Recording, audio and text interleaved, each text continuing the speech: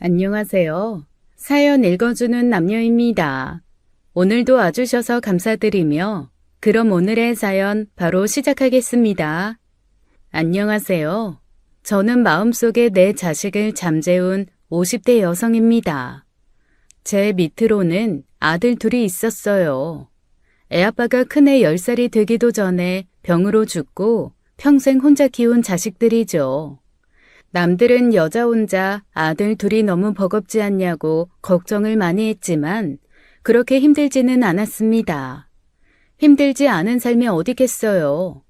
하지만 누구보다도 제게 힘이 되어주던 큰아들 덕에 남편 없이도 힘든 줄 모르고 살았죠. 아버지의 빈자리로 일찍 처리된 아들은 시키지도 않은 집안일을 나서서 하고 공부도 곧잘 했습니다. 가끔 집에 놀러 오던 여동생은 아들이 아니라 딸을 낳은 거 아니냐며 부러워했어요. 상훈아, 너는 나중에 진짜 좋은 남편 되겠다. 어쩜 남자애가 그렇게 세심하고 착실하니? 누가 보면 딸 있는 집인 줄 알겠어. 별거 아닌데요, 뭐. 칭찬해 주셔서 감사합니다, 이모. 어쩜 저렇게 인사성도 바르고 딱 보면 형부 똑 닮았어. 형부 그렇게 된 거 너무 안타깝지만 상훈이 같은 든든한 아들이 있어 얼마나 다행이야. 그러게 나도 상훈이 없었으면 어떻게 살았을까 싶어. 반면 작은 아들은 좀 달랐습니다. 연년생으로 자라 큰아들이나 작은아들이나 별 차이가 없이 키운 것 같은데 어쩜 그렇게 다른지요. 공부는 담쌓아 노트에는 먼지가 내려앉은 지 오래고 컴퓨터 게임으로 밤을 지새우는 일도 많았어요. 상민아, 게임 좀 그만해. 숙제는 안 할 거야? 할 거야. 아까도 한다고 해놓고 2시간이나 지났잖아. 아유, 한다고. 이것만 끝내고 한다고 했잖아. 너 이 녀석 진짜? 그러고 있는 꼴을 보면 한 번씩 성질이 확 나서 컴퓨터 콘센트를 뽑아버리기도 했어요. 그러면 아들은 불같이 화를 내며 분노를 주체하지 못했죠. 그럴 때마다 나서준 건 큰아들이었습니다. 아이, 진짜 엄마 미쳤어? 너 엄마한테 그게 무슨 말버릇이야. 구상민, 너야말로 미쳤어? 아이, 뭐래, 짱나게. 너 앞으로 게임 금지야. 엄마가 분명히 숙제 먼저 하라고 했지? 해야 할 일도 제대로 안 하면서 무슨 게임이야? 네가 뭔데 참견이야. 내가 게임을 하든 숙제를 하든 네가 무슨 상관이냐고. 구상민 너 진짜 안 되겠다. 컴퓨터 상훈이 방으로 옮겨. 그리고 할 때마다 상훈이 허락받고 해. 그런 크고 작은 싸움들이 끊임없었죠. 그러다 보니 작은 아들 때문에 골치 아픈 일도 많았고 말썽을 부리는 통에 학교로 불려가는 일도 잦았어요. 공부를 못하는 건 상관없었어요. 적어도 남에게 피해주는 일은 없어야 하잖아요. 게임 아이템을 학교 친구들에게 강매한다던가 학교 친구들을 PC방에 끌고 가 자기 게임 캐릭터를 키우라고 하는 등 말도 못할 짓을 많이 했죠. 한 학교에 반장하는 형과 문제아 동생인 담임이 학교 선생님들 사이에서도 말이 많았습니다. 죄인처럼 학교에 가면 선생님들의 동정과 연민을 받았어요. 상훈이 어머님, 걱정 많으시겠어요. 아, 예. 죄송합니다, 선생님. 애가 게임에 너무 푹 빠져서 저도 어떻게 해야 할지 모르겠어요. 집에 애아빠라도 있으면 휘어잡을 수 있을까 싶은데. 요즘 애들 게임에 빠지는 거 문제 많아요. 아빠가 있다고 해서 해결되는 것도 아니고요. 저희 집 애도 틈만 나면 컴퓨터 게임하게 해달라고 하는데 난처할 때가 한두 번이 아니에요. 집에서 못하게 하면 학교 친구들 대동해 PC방 간다고 협박하니 어쩔 수 없이 허락할 수밖에 없었어요. 적어도 집에서 게임하면 밖에서 문제 일으키는 일이 없으니 다행이다 싶었죠. 그렇게 주야장천 게임만 해대니 성적이 뭐 좋았겠나요. 큰아들은 서울권 대학에 갔지만 작은 아들은 대학 문턱도 못 들어갔습니다. 그 와중에 큰아들 대학 등록금을 가지고 트집을 잡는 거예요. 형한테 작년에 1,000만 원 들어갔다면서. 그럼 나도 줘야지. 그게 무슨 말이야? 너한테 왜 줘야 하는데?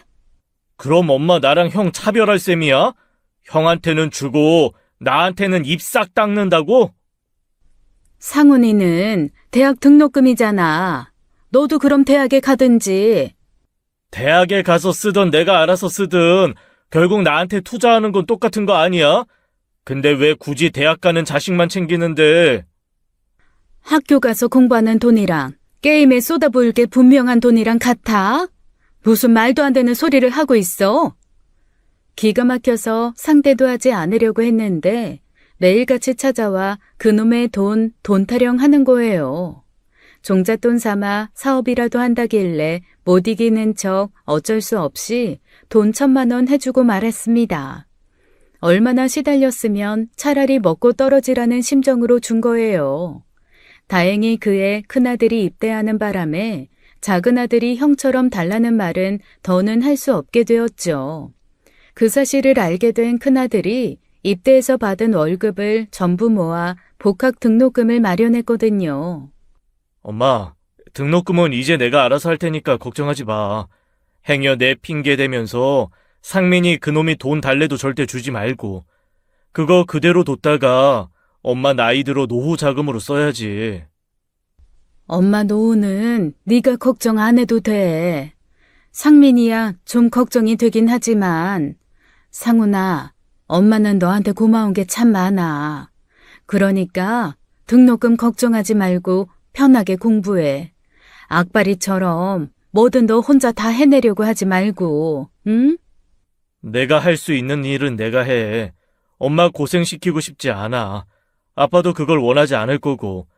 상민이가 두 사람 몫을 하면 사는데 내가 엄마 안 도와주면 누가 엄마를 도와주겠어.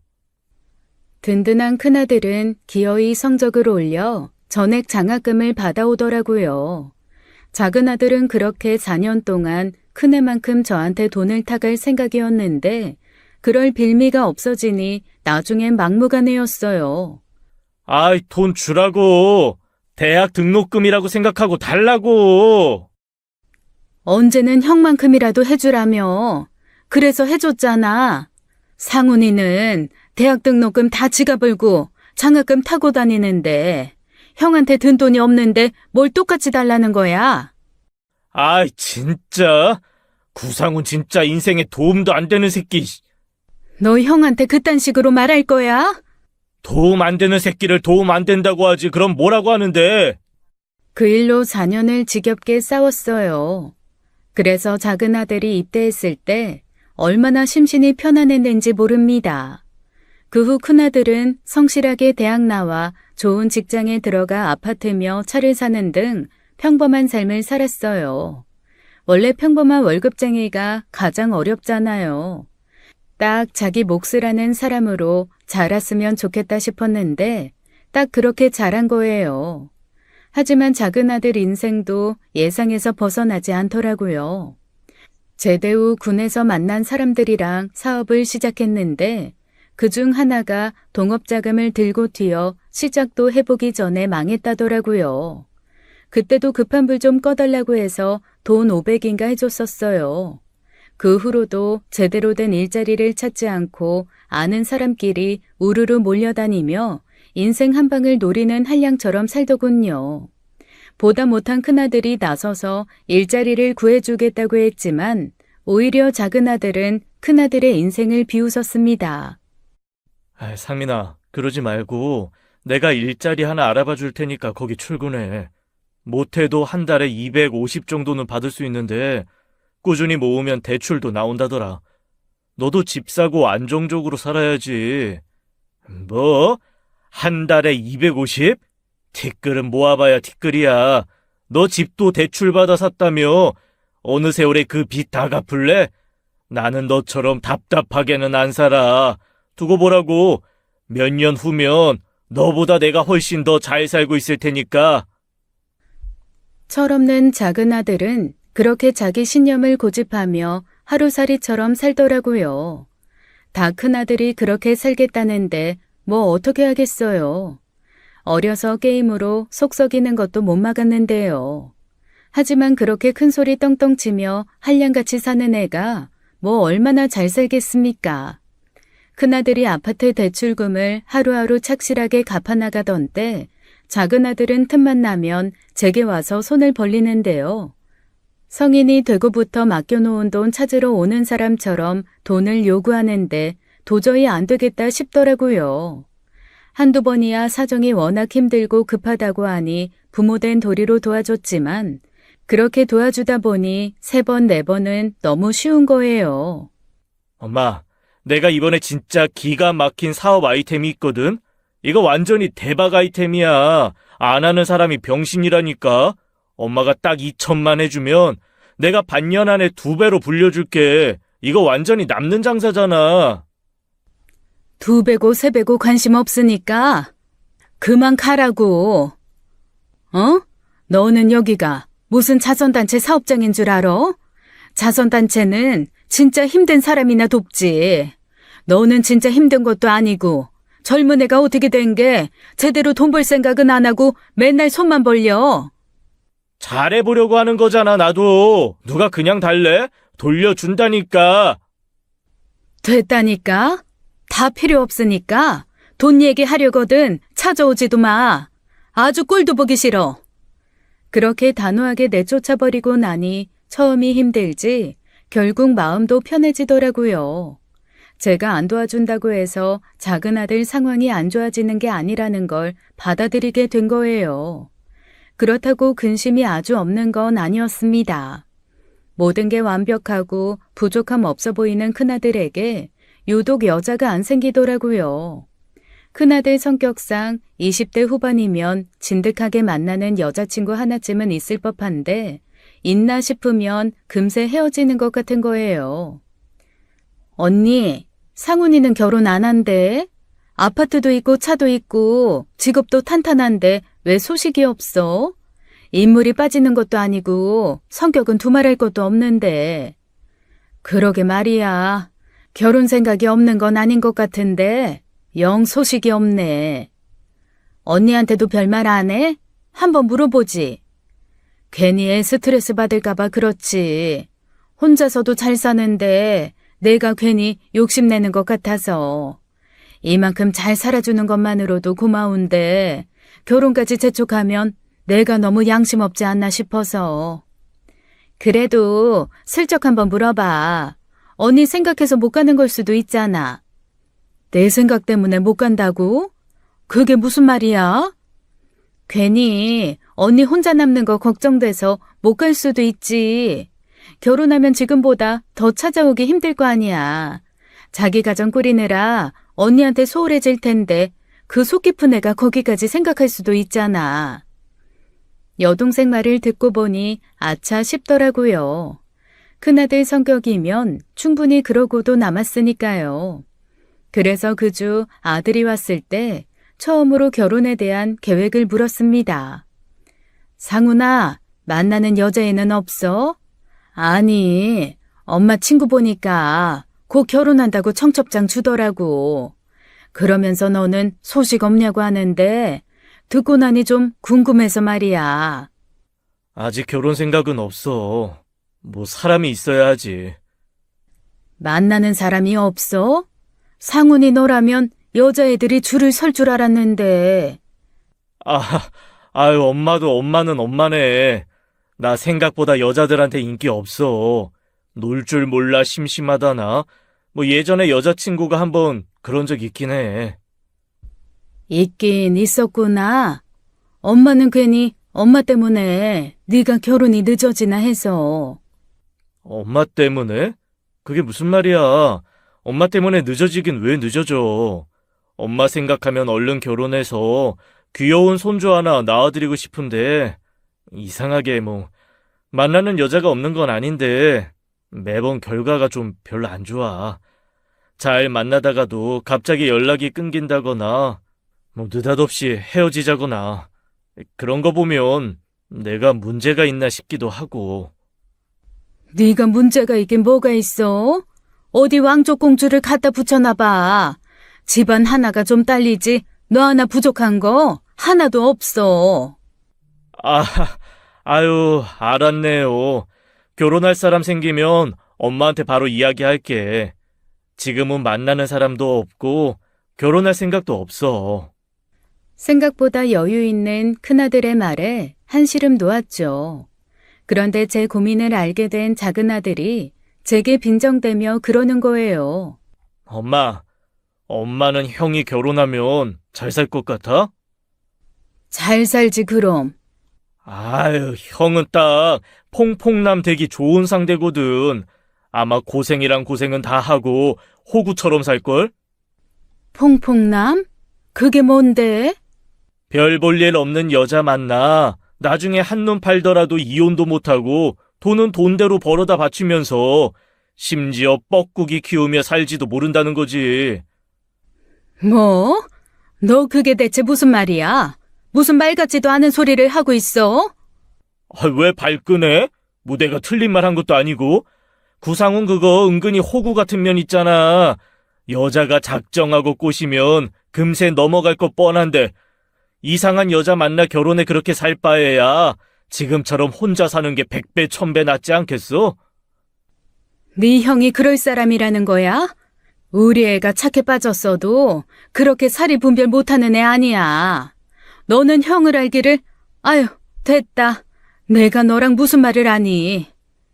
그냥 지금처럼 시시한 취미생활이나 하면서 돈 벌어다 놓고 나중에 나 결혼하면 내 아들한테 재산이나 물려주면 되지. 인생 별거 있어. 결혼 반드시 해야 하는 것도 아닌데. 저 싸가지 없는 놈이? 야, 그럴 거면 너나 그렇게 살아. 이게 진짜 못하는 소리가 없어? 너 행여 상훈이 앞에서도 그런 얘기해. 알았어? 아유, 예, 알겠습니다요. 자식이 원수예요. 내 속에서 나온 애라 어디 던져버릴 수도 없고 별 말 같지도 않은 얘기로 속을 긁는데 어처구니가 없더라고요. 그러다 두 형제 간에 엄청난 싸움이 벌어진 건 그 일이 있은 지 1년쯤 지났을 겁니다. 작은 아들이 집에 있던 날이었는데 연락도 없이 큰아들이 찾아온 거예요. 그런데 큰아들이 여지껏 본 적 없는 표정으로 들어와 다짜고짜 작은 아들을 찾더라고요. 상민이, 구상민 어딨어? 상훈아, 갑자기 이 시간에 무슨 일이야? 상민이는 왜? 이 새끼 내가 가만두나 봐. 야, 구상민! 당장 나와! 뭐야? 새님이 웬일로 목청을 다 높이네. 뭔데? 너 이 새끼! 순식간에 벌어진 일이었어요. 큰아들이 느닷없이 작은아들 얼굴에 주먹을 날린 겁니다. 어머머, 상훈아, 왜 그래? 대체 무슨 일이야? 그만 좀 해. 아이씨, 너 미쳤냐? 돌았어? 미친 건 너겠지, 이 미친 새끼야. 내가 영영 모를 줄 알았어? 그런 짓을 해놓고도 숨길 수 있을 줄 알았어? 큰아들의 분노에 작은아들은 어리둥절한 표정으로 서 있다가 이제야 알겠다는 듯 피식 웃더라고요. 그 비웃음은 큰아들의 더 큰 분노를 불러일으켜 결국 멱살까지 잡혔어요. 완전히 등신은 아니었나 보네. 생각보다 빨리 알아챈 걸 보니. 아, 영서 그게 그래? 내가 한 짓이라고? 대체 왜 그딴 짓을 하는 건데? 재밌냐? 왜 내 인생에 회방을 놓는 거냐고? 회방이 아니라요, 형님. 도움이지, 도움. 영서 그게 영악하네. 내가 분명히 말하지 말라고 하니까 안 한다면서 나한테 지갑 하나 받아가던데. 너 이 자식이... 큰아들은 다시 분노로 주먹을 들었습니다. 하지만 빈정거리는 작은아들의 얼굴에 다시 매다 꽂지 못하더라고요. 무슨 일이었나 싶어 들어보니 세상에 작은아들이 큰아들 연애사에 관여를 한 모양이더라고요. 당시 큰아들에게는 6개월 만난 여자친구가 있었는데 느닷없이 헤어지자고 하니 너무 궁금했대요. 대체 왜 여자들이 자기랑 만났다 하면 1년도 채우지 못하고 이유도 없이 헤어지자고 하는지요. 그러자 고민하던 그 여자친구가 그러더랍니다. 상훈 씨 동생 악취미 가지고 있더라. 내 동생? 내 동생이 왜? 며칠 전에 상훈 씨 동생이라는 사람이 연락했어. 인스타로 연락 와서는 만나자고 하길래 만났는데 진짜 별로더라. 뭐? 상민이랑 만났단 말이야? 왜? 상훈 씨랑 헤어지라던데? 어차피 결혼해봤자 홀어머니 모시는 독박 시집살이에 양아치 같은 시동생이 있어서 힘들 거라나? 지옥불에 들어가지 말고 이거 하나 받고 나가 떨어지라고 하더라. 그러면서 작은 아들이 사줬다는 명품 지갑을 꺼내더래요. 큰아들은 들으면서도 그게 대체 무슨 말인지 이해가 되지 않아 쳐다보고 있었답니다. 솔직히 이깟 지갑에 넘어가고 싶진 않았는데 내가 좀 혹했어. 예뻐서. 근데 다시 돌려준다고 해도 어쨌든 난 받은 거잖아. 상훈 씨한테 떳떳한 사람이 되지 못했으니 헤어지는 게 맞지. 결혼해봤자 그 질 나쁜 시동생 있을 거라고 생각하니 그것도 싫고 홀어머니 모시기 싫은 것도 맞아. 아, 맞다. 그리고 이거 짝퉁이더라. 가져가서 당신 동생한테 돌려줘. 큰아들은 주머니에서 그 지갑을 꺼내 작은 아들 얼굴에 집어 던졌습니다. 그 애가 그렇게 화를 내는 걸 생전 본 적 없던 저는 그 이상을 말릴 생각도 하지 못했어요. 그런데 더 황당한 건 그게 처음이 아닌 것 같더랍니다. 그 여자가 하는 말이 작은 아들은 그전에도 몇 번 그런 짓을 한 것 같더래요. 대체 왜 그러는 건데? 왜 그렇게 말도 안 되는 짓을 했냐고? 말했잖아. 다 형 도와주려고 한 거라고. 솔직히 좀 약이 오르기도 했고 심술도 났지. 기계처럼 일에 돈은 꽤 버는 것 같더니 죄다 그걸 여자한테나 쓰고 있고, 나 힘들다고 할 때 형이 뭐 돈 100만 원이라도 도와준 적 있어? 형제한테도 안 쓰는 돈 여자한테 쓰는 게 꼴 같잖아서 인맥도 좀 쓰고 형 SNS도 좀 뒤져보고 애 좀 쓴 거지. 넌 진짜 구제불능이다. 회생하기 힘든 아주 최악의 구제불능이야. 그렇게 봐주니 고맙네. 구제불능한테 적선이라도 해주시든가. 듣자 하니 저도 너무 기가 막히고 황당해 가만히 있을 수 없었습니다. 그래서 작은 아들을 툭툭 치며 물었어요. 너 그게 사실이야? 그동안 네 형 만나는 여자들 다 회방 놓고 다녔다는 게 사실이냐고. 아이, 장난이야, 장난. 근데 나한테 고마워해야 하는 거 아니야? 하나같이 짝퉁 지갑에 해불적해선 형 배신한 건데, 영석애는 좀 별종이긴 하다. 별로 그렇게 의리 있는 것 같지도 않더만. 너 나가라. 너 당장 내 집에서 나가. 아이, 뭐야. 자식한테 부모가 내 집, 너 집이 어딨어. 여기가 내 집인데 어딜 나가래. 난 도저히 널 이해하려야 할 수가 없다. 아니, 이제 이해하고 싶지도 않아. 아주 하다 별짓을 다 하지. 형 앞길에 도움은 주지 못할 망정 회방꾼은 되지 말았어야지. 당장 짐 싸서 나가. 내 말 안 들려? 당장 나가라고! 화가 난 저는 그 자리에서 작은 아들을 집 밖으로 쫓아내버렸습니다. 안 봐야 살 것 같더라고요. 그동안 큰아들이 작은 아들이 한 짓으로 괴로웠을 걸 생각하니 너무 미안하고 안타까운 거예요. 작은 아들을 내보내놓고 속상해 눈물을 흘리고 있으니 진정한 큰아들이 그러더라고요. 울지 마, 엄마. 내가 너무 흥분했어. 미안해. 네가 미안할 게 뭐가 있어. 다 상민이 저놈의 자식 때문이지. 그동안 얼마나 마음이 아팠을 거야. 얼마나 스트레스를 받았겠어. 됐어. 의혹이 풀렸으니 상관없어. 적어도 나한테 문제 있었던 게 아니라는 건 밝혀진 거잖아. 상민이 저 새끼 말대로 결국 결혼까지 하긴 힘든 사람 놓친 것뿐이니 아쉽지도 않고, 그냥 나한테 그런 짓을 했다는 게 믿기지가 않았을 뿐이야. 대체 왜 저러나 몰라. 같은 뱃속에서 나와서 똑같이 키웠는데 왜 혼자 모난 돌처럼 구냔 말이야. 미안해, 엄마. 나 아무래도 상민이 전처럼 보고 살기는 좀 힘들 것 같아. 그러니까 이해 좀 해줘. 당연하지. 절대 만나지도 말고 연락도 하지 마. 그렇게 두 형제는 남이 되었지만 저는 속이 다 편했습니다. 누군가는 그래도 형제인데 그렇게 남처럼 살게 해선 되냐? 부모 역할을 제대로 하라고 충고하는 사람도 있었어요. 하지만 제 생각은 달랐습니다. 어려서부터 오래 지켜본 건 엄마인 저잖아요. 도움이 안 되면 어떻게든 한쪽을 떨어뜨려 놔야지요. 그렇지 않으면 결국 골마 썩게 되는 걸요. 그 후로 여자 만난다는 소리는 없었지만 어련히 알아서 할까 싶어 한 번도 물은 적이 없습니다. 만나는 여자가 없는 것 같지도 않고 결혼할 여자면 기다리지 않아도 데려올 거라고 생각했으니까요. 그러다 큰아들이 30을 넘긴 어느 날이었어요. 갑자기 함께 동남아 여행을 간다는 거예요. 동남아 여행? 혼자서? 아니, 캄보디아로 먼저 여행 간 친구 있어. 엄마도 알 거야. 고등학교 때 같은 반이었던 정식이. 기억나지. 경찰한다던 애잖아. 경찰은 못했지만 회사 생활하다가 이직 준비하는 김에 시간 내서 여행 중인가 봐. 좋은 것 같아서 나도 모처럼 연차 내고 좀 갔다 오려고.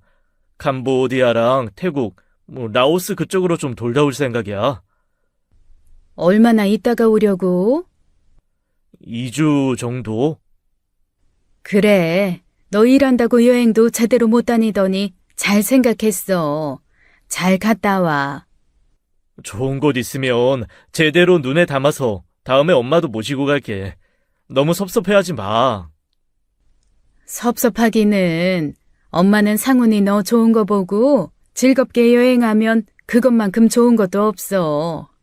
일만 하다 죽을 생각인가 싶게 제대로 된 여행도 안 다니던 녀석인지라 저는 좋은 기회라고 생각했어요.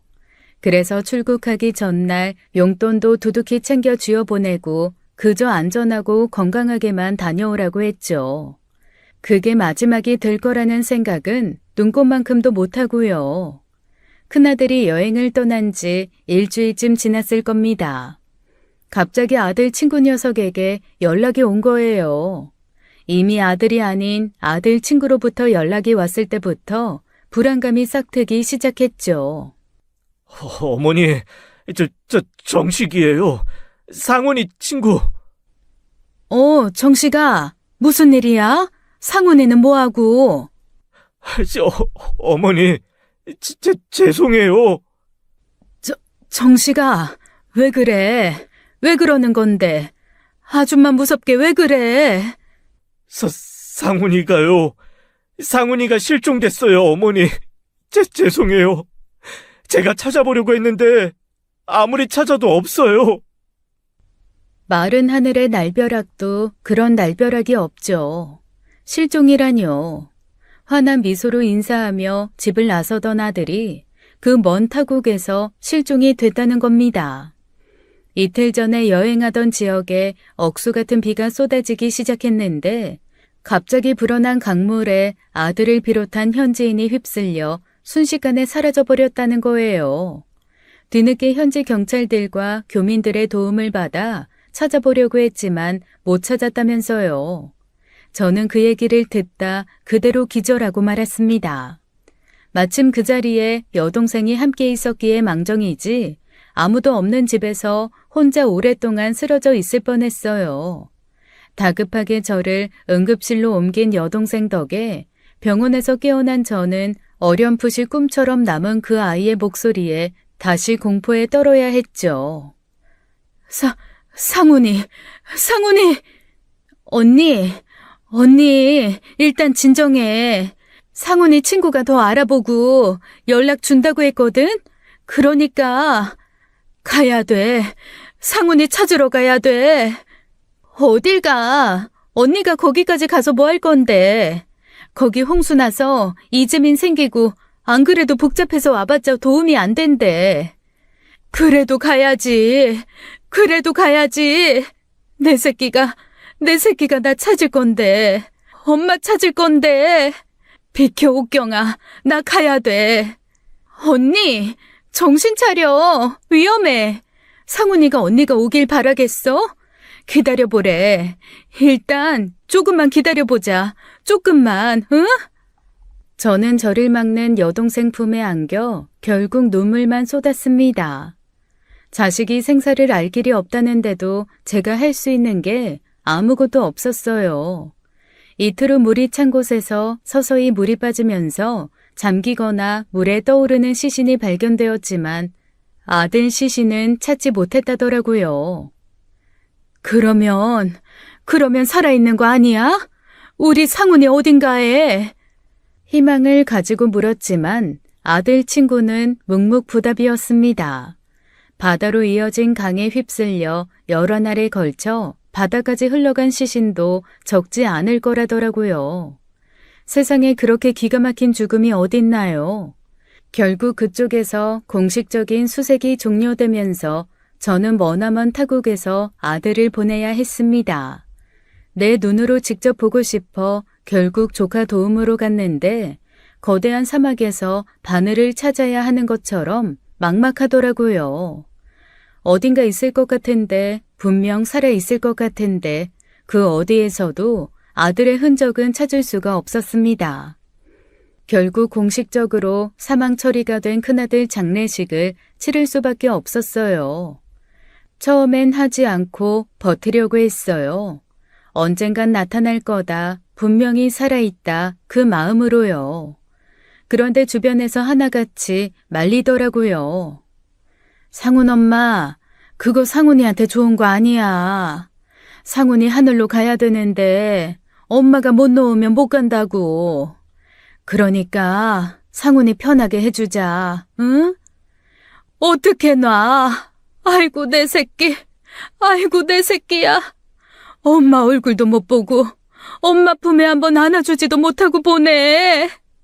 아유, 어쩌면 좋아. 하늘도 무심하시지. 어떡하고 많은 사람 중에 상훈이야. 장례를 치르는 동안 4-5번은 졸도했을 겁니다. 시신 없는 장례식이 얼마나 장난 같은 줄 아나요? 입관인데 시신은 없고 관만 덩그러니 있어요. 그런 장례식은 듣지도 보지도 못했습니다. 아들 사진만 품에 안고 창자가 끊어질 듯한 고통으로 사흘 밤낮을 울부짖었어요. 장례식이 끝난 뒤에도 어두운 방에 틀어박혀 시간이 어떻게 지나는지도 모르게 지냈죠. 이따금 여동생과 지인들이 문을 따고 들어와 이것저것 챙겨주었지만 저는 더는 살 의욕이 없었습니다. 작은 아들이 소식을 듣고 장례식부터 왔지만 별 도움도 되지 않았어요. 작은 아들을 보면 더 속상해서 그냥 보고 싶지가 않더라고요. 그렇게 살아도 산 것이 아닌 것처럼 산송장처럼 지내던 어느 날이었어요.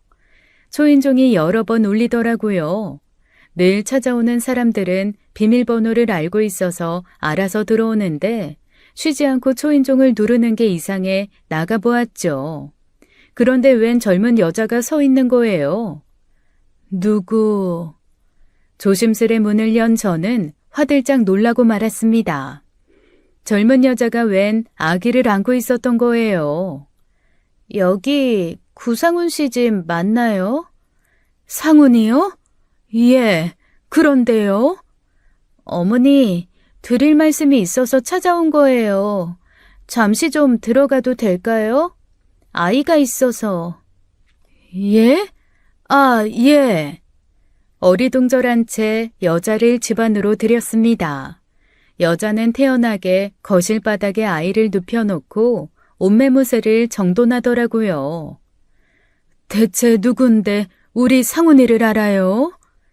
어머니, 이 아이 상훈 씨 아이예요. 예? 그 여자는 저희 집 거실 바닥에 누워있는 그 아이가 죽은 큰아들의 아이라고 했습니다. 세상이 저를 놀리는 건지 연달아 믿기지 않는 일들이 생기니 순간 이게 꿈이구나 싶더라고요. 느닷없는 아들의 죽음도 모자라 생뚱맞게 큰아들의 아이라뇨. 믿기 어려우시면 어머님이랑 유전자 검사 해보셔도 돼요. 틀림없이 상훈 씨 아이 맞아요. 결혼을 전제로 만나다 저희 집 사정 때문에 헤어지게 됐거든요. 아이 가진 걸 상훈 씨한테 말하지 않고 혼자 키우려고 하다가 최근에 사정이 나아져서 상훈 씨 다시 만나고 싶어서 온 건데 상훈 씨 그렇게 됐다는 소식에 눈앞이 깜깜하더라고요. 여자는 갑자기 눈물을 흘리기 시작했습니다. 저는 아무도 없는 집안을 두리번거리며 살폈어요. 누가 저 놀리나 싶어서요. 그 여자 말로는 연애하다 헤어진 후 임신 사실을 알게 되고 혼자 낳았다는데 믿을 수가 있어야죠. 결국 그 여자 말대로 저는 유전자 검사부터 했습니다. 조카 도움을 받아 공신력 있는 곳에서 검사를 했는데 놀랍게도 진짜 제 손주로 나온 거예요. 여자는 놀라지도 않고 태연히 그러더라고요. 아빠 얼굴 한번 본 적 없지만 그래도 할머니라도 만날 수 있게 돼서 정말 다행이에요. 이거 좋아해야 하는지 슬퍼해야 하는지 모르겠네요. 아이는 어떻게 키울 생각이에요? 사는 곳은 어딘데요? 사실 하던 일을 다 그만두고 아이를 낳았어요. 원래는 상훈 씨 만나서 얘기 나눠보려고 했는데 현재로서는 갈 곳이 정해지지 않았고요. 어머님만 괜찮으시면 잠시만이라도 여기 지내도 될까요? 안 될 리가 없었죠. 저는 내심 그 여자, 그러니까 내 며느리가 될 뻔한 그 아이가 남아줬으면 했거든요. 아들을 똑 닮은 손주를 계속 보고 싶었으니까요. 그래서 저는 당분간 그 여자를 제 집에 머물게 했습니다. 그 소식을 들은 여동생은 기가 막힌다고 하면서 갑자기 아들 재산에 대해 묻더라고요. 그럼 상훈이 재산은 다 걔한테 가는 거네? 재산? 아, 아무래도 그렇지. 자식인데 상속해야지. 언니, 바로 그렇게 해주지 마. 어차피 언니 아니면 상훈이 자식인 거 밝히는 거 쉽지 않을 텐데. 왜? 왜긴 왜야. 언니 그 애 보고 살고 싶다며. 근데 애 엄마가 상훈이 재산만 꿀꺽하고 평생 애 안 보여주면 어떡해? 그래도 괜찮겠어? 그건 안 될 일이었어요. 그 애를 머물게 한 이유는 다 우리 큰아들 핏줄 때문인 건데 재산을 넘겨주면 모든 걸 빼앗기게 되는 셈이잖아요. 그래서 저는 고민 끝에 그 여자를 불러다가 이야기했습니다. 상황이 이렇게 돼서 복잡하지만 경준이가 받아야 할 상속 재산은 좀 나중에 주고 싶은데 어떻게 생각해요? 아, 나중에요? 나중에 언제? 글쎄요. 10년이든 5년이든 나는 좀 이따가 주고 싶어요. 어머니, 좀 당황스럽네요. 엄밀히 말해 그 돈은 상훈 씨 아들인 경준이 거고 법적 후견인은 친모인 저인데 그 재산을 관리해도 제가 하는 게 맞다고 생각해요. 내가 뭐 필요해서 쓰려고 하는 게 아니라 그냥 자식 잃은 부모 욕심이라고 생각해줘요. 나는 아가씨랑 경준이가 내 집에서 좀 머물러 줬으면 좋겠거든요. 상훈이 간 지 얼마 되지도 않았고 경준이 보면 우리 상훈이 생각이 나고 내가 이렇게 부탁할게요. 당분간만 같이 지내면서 경준이 좀 보게 해줘요. 여자는 생각지도 못했다는 듯 곤란한 표정을 지었습니다.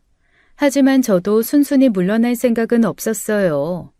막무가내로 달라고 하면 법적으로 질질 끌어서라도 붙들어 놔야지 싶었으니까요. 다행히 여자는 순순히 제 요구를 들어주었습니다. 그러면서 똑같이 제안을 하더라고요. 좋아요, 어머니. 대신 저도 부탁이 있어요. 제가 원래 일을 하던 사람이에요. 그래서 아이 키우면서 집안에 있는 게 너무 힘들어서요. 괜찮으시면 아이 맡기고 저 일 다니고 싶어요. 그거야 얼마든지 그래도 좋아요. 경준이는 내가 볼 테니까 걱정하지 말고 다녀요. 그렇게 저는 얼마 전까지만 해도 세상에 존재하는 줄도 몰랐던 며느리 손주와 함께 살게 된 거예요. 사람의 힘이란 게 참 신기해요. 얼마 전까지만 해도 숨만 쉬어도 그 들이마시는 숨에도 속이 말라 죽을 것 같더니 방긋방긋 웃는 애를 보고 있으니 사라지는 거예요. 까마득히 멀어진 아들 어렸을 때 모습이 생각나 웃으며 보다가도 눈물 짓는 날도 많았죠. 갑자기 나타난 손주가 내 목숨을 살렸다. 큰아들이 이러라고 남겨놓고 갔나 싶었죠. 그런데 좀 마음이 쓰이는 게 있었습니다. 바로 큰아들이 좋아 만났다는 그 며느리 때문이었어요. 며칠 지내보니 이상하게도 큰아들이 좋아할 만한 구석이 없는데 싶었거든요. 나가다 들어오면 어렴풋이 담배와 술 냄새가 났고 전화 통화하는 목소리도 경박스럽기 그지없었어요. 제가 있는 집이라 조심하는 것 같았지만 불쑥불쑥 욕설이 나오기도 하고요. 하지만 그 애한테 이상한 의문을 품거나 질문을 하게 되면 손주를 데리고 가버릴 것 같아 아무것도 묻지 못했습니다. 같이 산다고 해서 집안일을 뭐 거드는 것도 없었어요. 저한테 애 맡기고 일하고 싶다고 하더니 정말로 애를 맡기고 손 하나 까딱 안 하더군요. 참다 딱 하나 물은 게 그거였습니다. 근데 우리 상훈이는 어떻게 만난 거예요? 네? 아, 소개팅으로 만났어요. 예? 아, 그렇구나. 근데 그걸 한 번만 물은 건 아니거든요. 두세 번 같은 질문을 했는데 만난 이유가 물을 때마다 달라졌어요. 처음엔 거래처 인연으로 만나게 됐다. 자기가 큰아들 회사 계약직으로 들어가게 됐다가 만나게 됐다더니 이번엔 소개팅으로 만나게 됐다는 거예요. 그러니 수상해도 너무 수상하잖아요. 만나면 안 될 곳에서 만나지 않은 이상 왜 그런 거짓말을 하겠어요. 작은 아들은 몰라도 큰아들 속은 어느 정도 짐작하고 살았다고 생각했는데 그게 아니었죠. 게다가 그게 전부가 아니었습니다. 어머니, 죄송한데 저 한 50만 빌릴 수 있을까요? 50? 그래요. 감사합니다. 저한테 한 푼, 두 푼 돈을 빌리는 거예요. 처음 한두 번은 얼떨결에 필요해서 그랬나 보다 하고 줬는데 그 횟수가 점점 잦아지는 겁니다. 하도 빌려주란 말은 하고 갚을 생각을 안 하길래 한 번은 물어봤어요. 근데 왜 그렇게 돈이 필요해요? 네? 아, 경준이 때문에요. 이것저것 들어가는 돈이 많네요. 아, 근데 어차피 경준이 양육비는 경준이가 받을 상훈 씨 재산으로 들어가는 거잖아요. 그냥 미리 준 셈 쳐주세요. 그런 이야기를 대놓고 뻔뻔하게 하는 사람이니 제가 큰아들 짝으로 감히 상상이나 하겠냐고요. 그러다 진짜 이상하다 싶은 것을 보고야 말았습니다. 큰아들이 그렇게 되고 나서 자기 딴에는 하나 남은 자식이라고 작은아들이 집을 자주 드나들었거든요.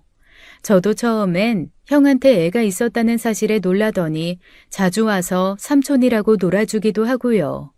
그래도 집에 큰일 생기고 나서 철이 좀 들었다 싶은 행동을 보이던 어느 날이었어요. 애 목욕시키고 나오는데 거실 소파에서 둘이 찰싹 붙어 이야기하는 모양새가 영 이상하더라고요. 야, 나 옆구리에 살 많이 쪘단 말이야. 이 정도면 뭐 애교지. 살찐 것도 아닌데. 아, 만지지 말라고. 아무리 그래도 큰애랑 결혼할 뻔한 사이면 둘이 형수 시동생 사이인 건데 그건 좀 아니잖아요. 저들끼리는 말 편하게 하기로 한 모양인데 보기엔 그게 좋지 않으니 자중해 달라 이야기했죠. 하지만 앞에서는 주의하겠다 해놓고 돌아서면 또 둘도 없는 친구처럼 친하게 지내는 겁니다. 며느리는 아무래도 조심스러워 아들을 불러다 그랬어요. 상민아, 아무리 상훈이가 없어도 혜정이는 네 형수야. 적당히 거리를 둬야지. 둘이 너무 그렇게 가깝게 지내면 남들이 욕해. 남들 보는 앞에서 그러는 것도 아닌데 뭐가 걱정이야. 사이좋게 지내면 좋은 거지. 경준이 엄마면 가족인데 가족끼리 좀 편하게 지내면 안 돼? 그게 아니라 편한 것도 정도가 있는데 너네는 너무 보기 불편해서 그래. 아무리 가족이라도 선은 지켜라, 응? 아유, 알겠습니다요. 제가 작은 아들의 행동이 더 거슬렸던 건 큰아들이 그렇게 되기 전 작은 아들과 있었던 일 때문이기도 했어요. 큰아들이 만나는 여자마다 회박 놓았던 그 일이요. 그러다 보니 더 곱게 보이지 않았던 게 사실이었어요. 그런데 그것들이 기어이 제가 보는 앞에서 선을 넘고야 말더라고요. 밤중에 깬 손주한테 분유를 먹이고 나오는데 베란다에서 둘이 껴안고 있는 걸 보게 된 겁니다. 저것들이 드디어 미쳤구나, 천지분간을 못하는구나 싶던 그때였어요. 갑자기 작은 아들이 그러더군요. 아, 진짜. 어머니 10년 뒤에 줄 생각이면 어쩌지? 걱정하지 마. 내가 엄마 잘 달래서 1년 안으로 해결해 볼게. 엄마한테 이제 아들이란 건 나밖에 없는데 내 말 듣지 않겠어? 그거야 모르지. 잘 좀 해봐. 어머니 은근히 숨막히게 하는데 뭐 있단 말이야. 물론 경준이 봐주셔서 덕분에 너무 편하지만. 우리 형 진짜 불쌍해. 소처럼 일만 하다 결국 죽 써서 개 준 꼴이잖아. 그 돈 다 내가 가질 거 알았으면 그렇게 일만 했겠어? 다 당신 거 아니야. 다는 우리 경준이 몫이니까 건드릴 생각하지 마. 아우, 알았네요. 세상에 이것들이 진짜 눈이 맞아 무서운 생각을 하고 있던 거예요. 제가 손주에게 내줄 아들 상속재산을 두 사람이 가로챌 생각이었던 거죠. 엄마 자격 없는 여자야 둘째치고 작은 아들이 사람인가 싶더라고요. 억울하게 죽은 큰아들 자식 재산에도 손을 대다니요. 내 속에서 나왔지만 어떻게 저런 괴물이 나왔을까 싶고 그 말을 듣고 있는데 심장이 크게 요동쳤어요. 먼저 간 큰아들 생각나 불쌍해 가슴이 아파 죽을 것 같았습니다. 눈에 띄지 않게 조용히 들어와 이걸 어째야 하나 싶었어요. 그것 때문에 거의 뜬 눈으로 밤을 지새우고 두 사람을 내보낸 오전이었죠. 갑자기 전화가 울렸어요. 일반 전화가 아니라 카카오톡을 통해 오는 전화였죠. 누구인가 싶어 보니 여행을 함께했던 아들 친구더라고요. 안부 전화를 했구나 싶어 전화를 받았는데 갑자기 울음소리가 들리는 겁니다. 여보세요? 정식이냐? 여보세요? 정식아, 무슨 일이 있어? 엄마. 그 순간 저는 숨을 쉴 수가 없었습니다. 꿈에 그리던 큰아들 목소리였어요. 잠을 제대로 못 자 헛것을 들었나 싶어 액정을 살폈는데 아들 친구 전화가 맞더라고요. 그런데 그 전화기에서 울리는 목소리는 영락없이 큰아들이고 엄마라고 찾으니 얼마나 놀랐겠어요. 엄마, 나야, 상훈이. 상훈아! 그제야 저는 자리에서 벌떡 일어났습니다.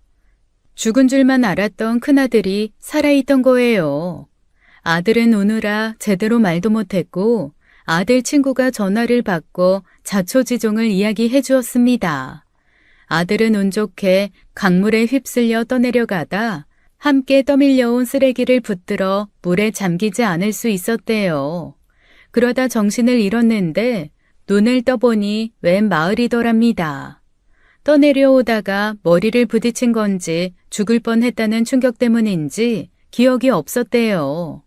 자기가 어디서 왔는지 이름이 무엇인지 아무것도 기억이 안 나더라는 겁니다.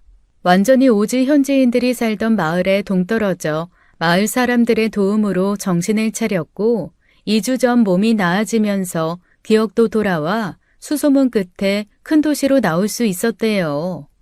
고맙게도 아들 친구놈이 장례식이 끝나자마자 다시 그곳으로 가 아들을 찾으러 다녔답니다.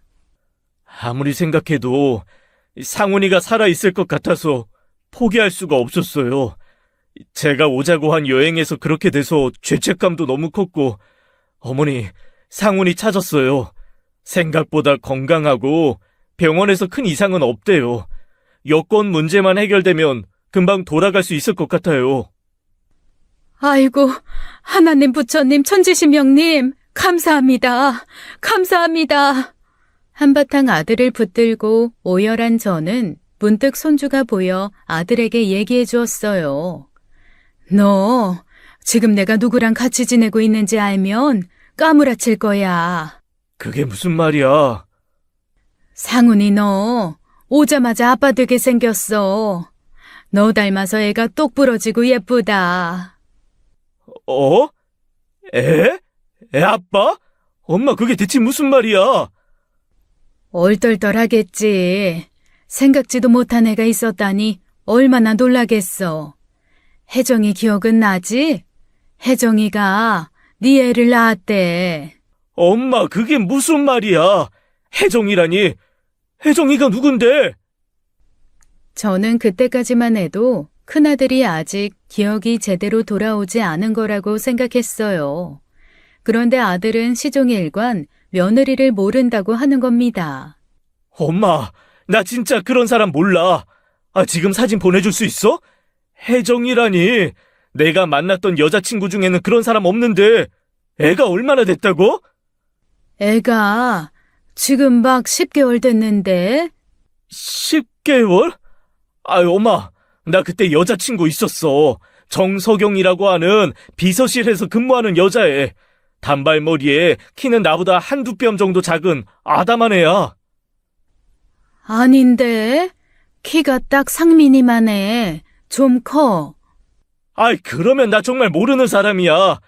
근데 그 여자가 내 아이를 낳았다고 왔다고? 이게 대체 무슨... 그럴 리가 없어, 상훈아. 내가 혹시 몰라서 나랑 유전자 검사도 했는데 조손관계라고 했다니까. 조손 관계? 그러다 문득 지난밤 두 사람이 나눴던 대화가 생각나 아들에게도 이야기했어요. 제 이야기를 곱씹던 큰아들은 갑자기 돌연 심각한 목소리로 그러더군요. 엄마 일단 나 살아있다는 거 아무한테도 말하지 마. 아무한테도? 아무한테도. 이모한테도 말하지 마. 알았지? 나 조만간 갈게. 그렇게 저는 큰아들이 돌아오기만을 손꼽아 기다렸습니다. 그로부터 일주일 정도 걸렸을 거예요. 아들이 이미 사망신고가 된 상황이라 좀 복잡했지만 결국 살아서 우리나라 땅을 밟은 거죠. 애엄마인 그 여자에게는 일이 있다고 애를 맡겨두고 공항에 나와 아들을 붙들고 얼마나 울었는지요. 건강하다더니 그새 살이 말도 못하게 빠져 하마터면 못 알아볼 뻔했습니다. 그야말로 지옥에서 살아 돌아온 것처럼 보이더라고요. 눈물의 상봉도 잠시 아들과 저는 살던 집으로 향했습니다. 아들은 깊은 생각에 잠겨 창밖만 오랫동안 내다보았어요. 집에 도착해 함께 들어가자고 하니 문을 살짝 열어놓고 저 먼저 들어가라고 하더라고요. 저는 순순히 아들이 시키는 대로 했고 들어가니 여느 때처럼 작은 아들과 그 여자가 있었습니다. 어머니 오셨어요? 경준이가 어머니 많이 찾았어요. 2달 사이에 할머니 정이 많이 들었는지 엄마보다 할머니를 찾아 큰일이네요. 엄만 좋겠네. 손주가 엄마 바라기라 형 닮아 그런가? 상훈 씨 닮아 효자 될 것 같아서 다행이에요. 오자마자 제 품에 애를 맡기며 자기들끼리 하하호호 잘도 떠들더라고요. 그때 뒤에서 아들이 다가왔어요. 누가 내 아들이라고? 두 사람은 무슨 소리인가 싶어 고개를 쭉 빼더군요. 그때 저는 큰아들이 기억을 잃은 게 아니라 정말로 그 여자를 모른다는 말이 진실이란 걸 알았습니다. 제 형을 보자마자 사색이 된 작은 아들과 달리 그 여자는 처음 보는 사람인 양 어리둥절한 표정을 지었거든요. 세상에 어떤 여자가 자기 애 아빠를 그런 표정으로 쳐다볼까 싶게요. 형? 형이야? 누가 내 아들이라는 거야, 임마? 엄마, 이 여자야? 김혜정이라는 여자가? 얘, 너 말 좀 해봐. 상훈이랑 결혼 준비하려고 했다면서 왜 애가 처음 본 것처럼 그러고 있니? 네? 그럼 이 사람이 구상훈 씨? 그게...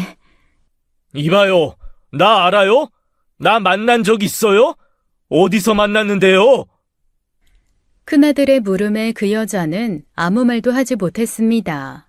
어이가 없기도 어이가 없었지만 이해가 되지 않았어요. 분명 제가 직접 믿을 만한 기관을 찾아 유전자 검사를 했거든요. 근데 대체 그 유전자 검사는 어떻게 된 거야? 대체 그럼 상훈이 너를 어떻게 알고 이 집에 들어왔냐고. 유전자 검사는 잘못된 거 없어. 그게 무슨 소리야? 네 아들이 아니라며. 조손관계, 엄마 손주 맞을 거야. 그게 내가 아닐 뿐이지. 아니라면? 어머, 설마 상민이 너? 저는 기겁하며 작은 아들을 보았고 작은 아들은 망연자실하며 뒷머리나 박박 긁더라고요.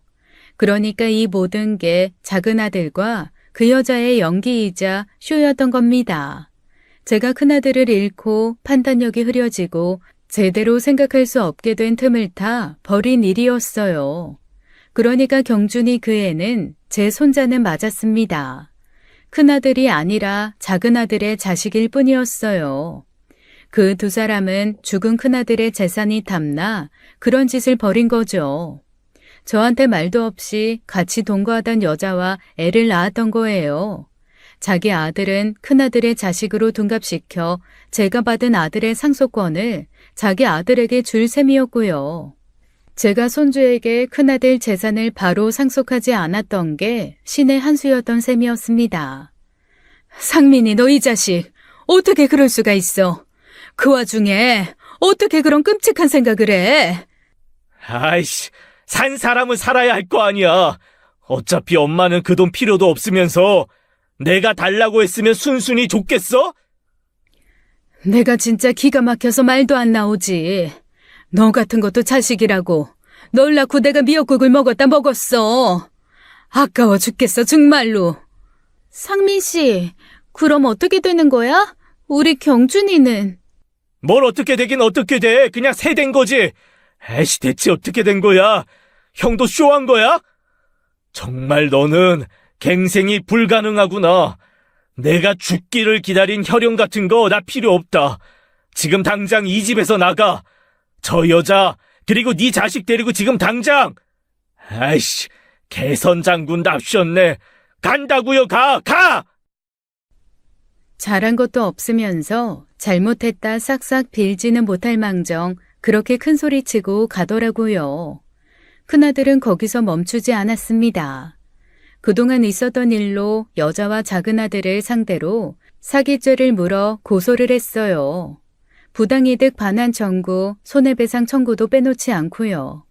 사실상 거의 여자가 주도적으로 벌인 일이었지만 작은 아들도 틀림없는 공범이었죠. 작은 아들은 뒤늦게 형제끼리 선 넘는 거 아니냐고 적당히 넘어갈 수 있는 일을 키우지 말라고 협박하더군요. 하지만 죽다 살아난 큰아들이 뭐가 무섭고 잃었던 아들을 되찾은 제가 뭐가 두렵겠어요. 할 수 있는 한 최대한의 법적 처벌을 받도록 힘을 썼죠.